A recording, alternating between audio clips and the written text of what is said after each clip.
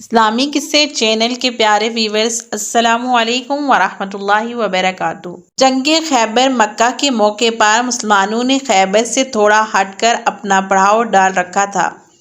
وہاں قریبی ایک چرواہا یہودی سردار کی بکریاں چرایا کرتا تھا۔ جب اس نے دیکھا کہ مسلمانوں کے لشکر یہاں موجود ہیں تو اس کے دل میں مسلمانوں سے ملنے کی خواہش پیدا ہوئی۔ وہ دیکھنا چاہتا تھا کہ مسلمان کیسے ہوتے ہیں، کیا کرتے ہیں، کیا کھاتے پیتے ہیں اور کیسے عبادت کرتے ہیں۔ چنانچہ وہ چرواہا بکریوں کو چراتا ہوا مسلمانوں کے لشکر کی طرف آ گیا۔ جب وہ مسلمانوں کے لشکر میں گیا تو اس نے صحابہ کرام سے دریافت کیا کہ تمہارا سردار کون ہے، وہ اس وقت کہاں موجود ہے؟ مسلمانوں نے اس چرواہے کو بتایا کہ ہمارا سردار حضرت محمد صلی اللہ علیہ وآلہ وسلم۔ صحابہ کرام نے ایک خیمے کی طرف ہاتھ کا اشارہ کرتے ہوئے فرمایا کہ ہمارے آقا محمد اس خیمے میں موجود ہیں۔ جب چرواہے نے خیمے کی طرف دیکھا تو وہ خیمہ بہت ہی سادہ سا تھا۔ چرواہے نے سوچا یہ لوگ مجھ سے جھوٹ بول رہے ہیں۔ اس کو یقین نہیں آ رہا تھا۔ اس کے ذہن میں یہ سوال چل رہا تھا کہ اتنے بڑے سردار اس معمولی سے خیمے میں کس طرح رہ رہے ہوں گے۔ اس کے خیال میں تھا کہ اتنے بڑے سردار بڑی شان شوکت اور ٹھاٹھ باٹھ سے زندگی بسر کر رہے ہوں گے۔ خیمے میں گیا تو اس نے دیکھا خیمہ کھجور کے پتوں سے تیار کیا ہوا تھا۔ آخر وہ چرواہا نبی اکرم صلی اللہ علیہ وآلہ وسلم سے ملنے کے لیے خیمے میں داخل ہو گیا۔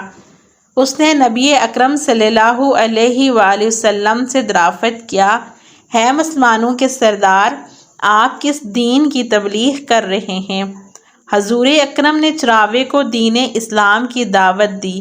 چرواہے نے آقا دو جہان حضور اکرم صلی اللہ علیہ وآلہ وسلم سے عرض کی، یا رسول اللہ، اگر میں اسلام قبول کر کے مسلمان ہو جاتا ہوں تو میرا رتبہ اور مقام کیا ہوگا؟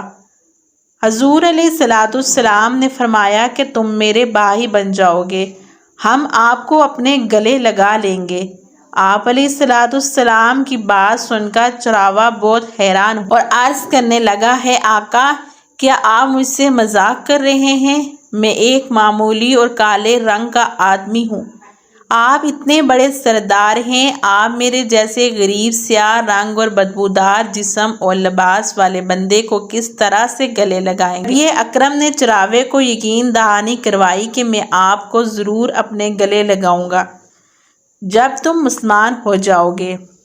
اللہ تعالیٰ آپ کے جسم سے پیدا ہونے والی بدبو کو بہت ہی پیاری خوشبو میں تبدیل کر دے گا اور تمہارے کالے جسم کو سفید کرتے ہوئے اس میں نور پیدا کر دے گا۔ آپ کی باتیں سن کر اس چرواہے نے کلمہ پڑھا اور مسلمان ہو گیا۔ اس کے بعد اس نے عرض کی، یا نبی، اب مجھے کیا حکم ہے؟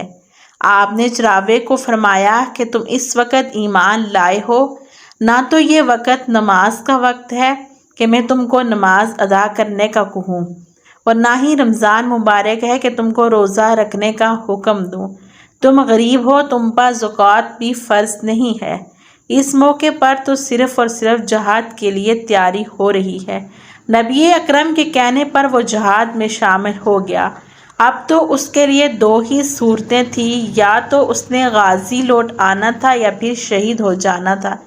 چرواہے نے نبی اکرم سے عرض کی، یا نبی، آپ اس بات کی ضمانت دیتے ہیں شہید ہو گیا تو آپ اللہ سبحانہ تعالیٰ سے میرے گناہوں کی بخشش کا ذریعہ بنیں گے؟ حضور علیہ السلام نے فرمایا کہ میں اس بات کی ضمانت لیتا ہوں، اگر دین اسلام کی خاطر جہاد کرتے ہوئے شہید ہوگے تو اللہ تعالیٰ آپ کو ضرور جنت میں اعلیٰ مقام عطا فرمائے گا۔ اللہ تعالیٰ تمہارے جسم سے آنے والی بدبو کو خوشبو میں تبدیل کر دے گا۔ اللہ تعالیٰ تمہارے کالے رنگ کو سفید رنگ میں بدل دے گا۔ نبی اکرم نے اس شخص کو کہا کہ تم ایک یہودی کی بکریاں چراتے ہو، یہاں آئے ہو، یہ بکریاں تمہارے پاس یہودی کی امانت ہیں۔ سب سے پہلے اس یہودی کے پاس جاؤ، اس کی بکریاں اس کو واپس کر کے آؤ۔ یہ اکرم نے اس چرواہے کو بکریاں واپس کرنے کا اس لیے حکم دیا تھا کہ وہ چرواہا معاہدے کے طور پر یہودی سے بکریاں چرانے کے لیے آیا تھا۔ آپ علیہ الصلوۃ والسلام سے مل کر وہ مسلمان ہو گیا۔ آپ علیہ الصلوۃ والسلام نے اس کو فرمایا کہ سب سے پہلے بکریاں اس یہودی کو واپس کر کے آؤ، پھر آ کر جہاد میں شرکت کرنا۔ چنانچہ وہ آپ علیہ الصلوۃ والسلام کے حکم کے مطابق اس یہودی کو بکریاں واپس کر کے آیا اور جہاد میں شامل ہو کر جام شہادت نوش فرمائی۔ جنگ خاتمے کو پہنچ گئی تو آپ نے صحابہ کرام کو ایک جگہ جمع ہوتے ہوئے دیکھا تو آپ نے صحابہ سے دریافت کیا کہ کیا بات ہے، تم سب یہاں اکٹھے کیوں ہوئے ہو؟ صحابہ نے عرض کی، یا رسول اللہ، جنگ میں ہماری طرف سے ایک ایسا بھی شخص شہید ہوا جس کو ہم میں سے کوئی بھی نہیں جانتا۔ جب نبی اکرم نے اس راوی کی لاش کو دیکھا تو آپ صحابہ سے فرمانے لگے کہ اس شخص کو آپ میں سے کوئی نہیں جانتا، لیکن میں اس شخص کو جانتا ہوں، یہ اللہ کا بندہ ہے جس نے اللہ سبحانہ و تعالیٰ کی ذات کو ایک سجدہ تک نہیں کیا، لیکن اس راوی کی گواہی میں لیتا ہوں کہ اس بندے کو اللہ سبحانہ و تعالیٰ جنت میں داخل کرے گا۔ اللہ تبارک و تعالیٰ نے اس بندے کے حق میں جنت لکھ دی ہے، اس پر دوزخ حرام کر دی ہے۔ میں دیکھ رہا ہوں کہ اس بندے کو اللہ سبحانہ و تعالیٰ کے حکم سے فرشتے غسل دے رہے ہیں، اس کے جسم کی بدبو خوشبو میں اور جسم کی سیاہی سفیدی میں تبدیل ہو رہی ہے۔ اندازہ کیجئے، دیکھیے، اگر کچھ عرصے پہلے اس راوی کی موت آ جاتی تو سیدھا جہنم میں چلا جاتا، اور اب اس حالت میں موت آئی ہے کہ ایمان لا چکا ہے اور سرکار دو عالم کا غلام بن چکا ہے، تو اب حق تعالیٰ نے اتنا بڑا انقلاب پیدا فرمایا، اسی لیے فرمایا اعتبار خاتمے کا ہے۔ اس لیے بڑے بڑے لوگ لرزتے رہے اور یہ دعا کرتے رہے کہ خدایا احسن خاتمہ عطا فرمائے، ایمان پر خاتمہ عطا فرمائے۔